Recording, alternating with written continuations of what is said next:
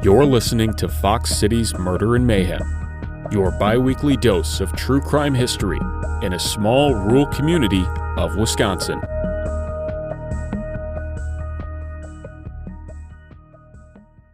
Hey everybody, and welcome to the first episode of our new podcast, Fox City's Murder and Mayhem. I'm Eric Walterkins. I'm Gavin Schmidt. And Gavin, take it away with a new subject. All right. So, Eric, I don't have any notes with me. Yes, Gavin is going to try to just wing this one and see how it turns out. We're kicking off first episode with no notes, but I think I can pull it through because for our very first episode, we're going to talk about my all-time favorite case. We're just right off the bat. I'm going to throw my favorite one out there. So it's great. The first episode is the best episode. Yeah, so. This is it. So, it doesn't get any better than this, guys. After this week, you can just stop. But, don't do that. No, don't do that. Okay, so little backstory. There's a coffee shop near where we grew up. I won't say the name on the air. There's a coffee shop where we grew up, and there was a book in the coffee shop, and the book was called Wisconsin Death Trip.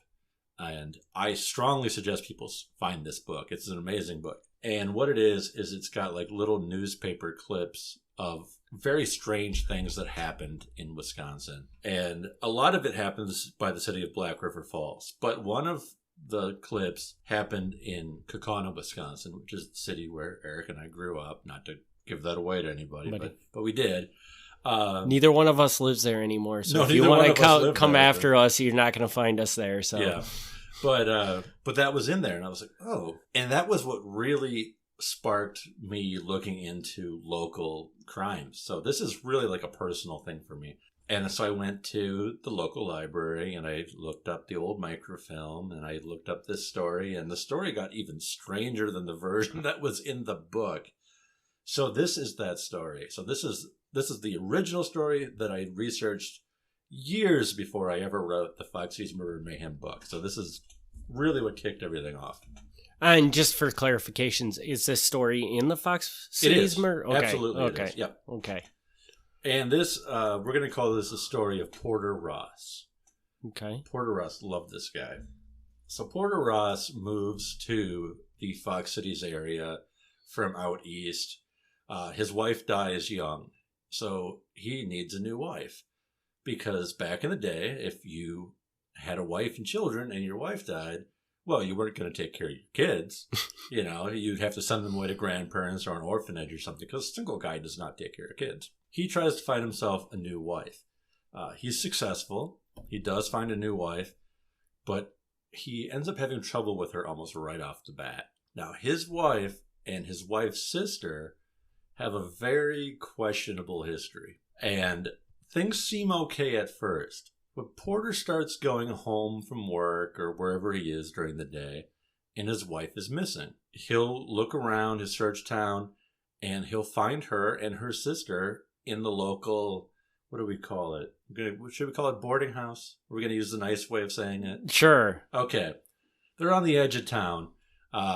In these, at this time, this was really common. On the edges of any city, you would have a boarding house where young women would provide services to lonely men. And he would find his wife and his wife's sister there. And he'd be like, oh, no. That's not cool. And he'd bring her back home. And this actually happened a couple times where he would go home, wouldn't find her. He'd have to go out and find her at this place. Well, winter comes. He goes home. She's not there. He sees a horse-drawn sleigh go by. I should preface all this. This is back in the 1890s. So I didn't make that clear off the bat. I'm sorry. I should have done that first. This is 120 years ago. Okay. So no cars yet. The horse-drawn carriage is going by. Your beautiful like Jingle Bells type scene, and it's a man in this carriage with Porter's wife. He's not very thrilled about that. So he settles up his own horse. He grabs his gun. He goes, I'm sick of this. He rides out to the edge of town and he goes to the boarding house, which is basically up where, for those familiar with Kaukauna, if you're not, it doesn't matter. But if you're familiar with Kaukauna, it's up on what I call Pool Hill. So he goes there goes to the boarding house, and he's like, "Where's my wife?" And they're like, "Oh, she's not here. She's totally not here." And he's like, "No, pretty sure, because I followed some sleigh tracks. Pretty sure she's here." So he busts upstairs. He busts into some rooms. You know what's going on in these rooms. And he busts in a couple rooms until he finds his wife. And he's like, "Aha!" And he's not even nice now. He's not like, "Come back home." He starts shooting. So he shoots his wife. He shoots his wife's sister, who's also in this place.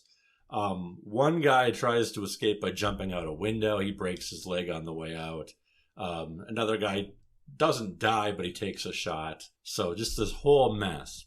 The wife and the sister, I don't remember which offhand. I think the wife dies and the sister goes to the hospital. They both ultimately do die. One of them dies immediately and one doesn't. He's taken off to the jail. And he goes into the jail. And things actually... This is already a great story. This is a guy whose wife is running off, selling her body, and he shoots up a boarding house. But then it gets weird. Okay. He's in the jail. He's in Appleton County Jail. And he is a member of, I guess it's a religious group, what was called Spiritualists. And Spiritualists were people who would do like the crystal ball thing or the seance thing, and they'd talk to the ghosts. And so he would sit in his jail cell, and you would have long conversations. And the jailer, the guard, would walk by, and he'd be like, "Who are you talking to?" And he said, "I'm talking to my wife." And the jailer's like, "Okay, you're nuts, but okay." But, he firmly believes that, he can talk to the dead, he can talk to spirits. So to him, his wife isn't really dead. She's dead, but her spirit still lives. So he ends up talking to her in the jail. Yeah. Hold on just 1 second. So just for clarification, is this spiritualist group, was this something he was involved in prior to going to prison? Or is this something that existed in the prison that he got involved in once he was in prison? I don't know those details. I presume he was before. Okay. At this time in history, this was actually really popular. Okay. Like now today, like it's, mostly a joke, or you do it like you might go to a psychic for fun or something. And I mean, not to knock anybody who believes that. I don't mean that to knock you or anything, but this used to actually be much bigger. It used to be more mainstream than it is now. And so he was one of them. And, and the guards thought, obviously you're not talking to your dead wife. You're just talking to yourself. You're goofy. Mm-hmm. Well, so he tells the guards, "Well, my wife forgives me. She understands why I did what I did." And of course, that's, the judge isn't going to care. The judge is not going to care. He says, "Yeah, she forgives me." He talks to the dead sister. "Oh, yeah, she forgives me." But despite the fact that they apparently forgive him, he gets overcome with incredible guilt about what he did. He's like, "I killed my wife. I killed my wife's sister. Now my kids don't have any parents. This is terrible." So he decides he's going to kill himself. And he goes about it in the most unusual way. Now, he's in jail, so obviously he's not going to shoot himself. He can't really poison himself. So usually the thing you do if you try to kill yourself in jail, not that I'm recommending it, but usually the thing that people do is they try to hang themselves. Like that's one of the few things you can do. Right. He doesn't go that route. He's much more creative. Much more creative. What he does is he tears his mattress apart and he starts eating pieces of the mattress. And by the time they discover that he's been doing this, they bring him to the hospital. Amazingly, he survives. But again, I don't have my notes in front of me, but I believe they pull something like 60 springs out of his stomach. like just, he's like, "Oh, I'm going to go by eating springs and, trying to tear apart my insides." Like, I mean, bold move on this guy's part, but it probably would have worked, but they found him. What an awful way to die, though. He must have just been in complete misery the whole time he was doing this. Yeah, something not quite right with this guy, which I don't know if it was always that way or if he went a little nutty after you kill people and you get locked up. Sometimes you get a little goofy. I don't know what happened with this guy, but yeah. And ultimately he goes to trial and he actually gets off really light. While he's in there, somebody mysteriously burns down his house. So his house no longer exists. So he gets out, he has no house, and he moves away. So he's no longer in the Fox Cities area. This obviously the very short version. Anybody who wants the full version, please purchase a copy of the Fox Cities Murder and Mayhem book. But that story really caught my attention because the version that was in the Wisconsin Death Trip, all that was in there was a newspaper clip of saying this guy was eating Bedsprings to try to kill himself. Didn't say anything about him killing his wife or what his wife was doing. It just talked about what he did to try to get out of it later. And that was enough to catch my attention because who the hell is eating Bedsprings? Like, that's nuts. So the whole story turned out to be just as interesting or maybe more interesting than that one little piece. So that's what kicked off the whole thing about wanting to know more about local crimes. So I wanted to get that out of the way right away because pretty much everything we're going to talk about on this podcast probably wouldn't exist if I hadn't stumbled on that one article. Interesting. So now, I want to clarify this because I think I got the wrong impression at the beginning of the podcast. This is not the story you discovered that made you start researching crime in general. Just the fact that you were going to do Fox Cities Murder and Mayhem. Is that correct? Correct. Okay. I got the impression that this was like the story that led you down doing local crime as a research thing.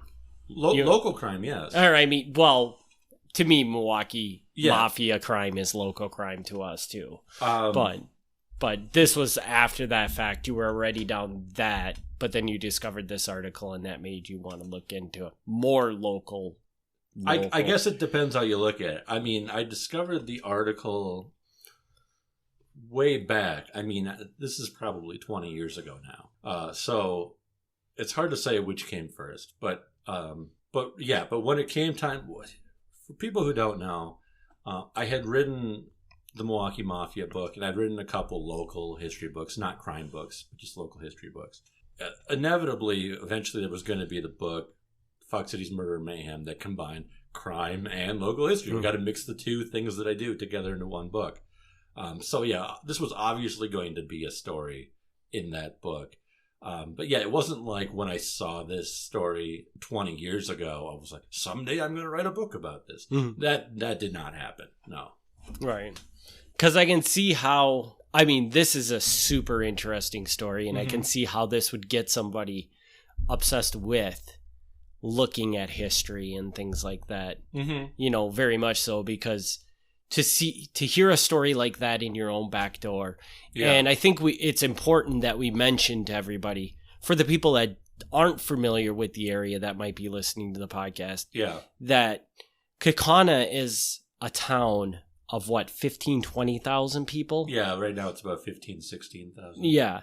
So this is a very, very small community, and to have a story like this within that community is, I'm sure every small community has a story, but this is just a very interesting story that you would not expect to hear from that small of a community. And it's not going to be our only strange Kaukauna story, for sure. So maybe I'm completely wrong, because maybe there's just a long line of... There's another one that'll be coming up that's maybe not as strange, but definitely has certain strange elements to it.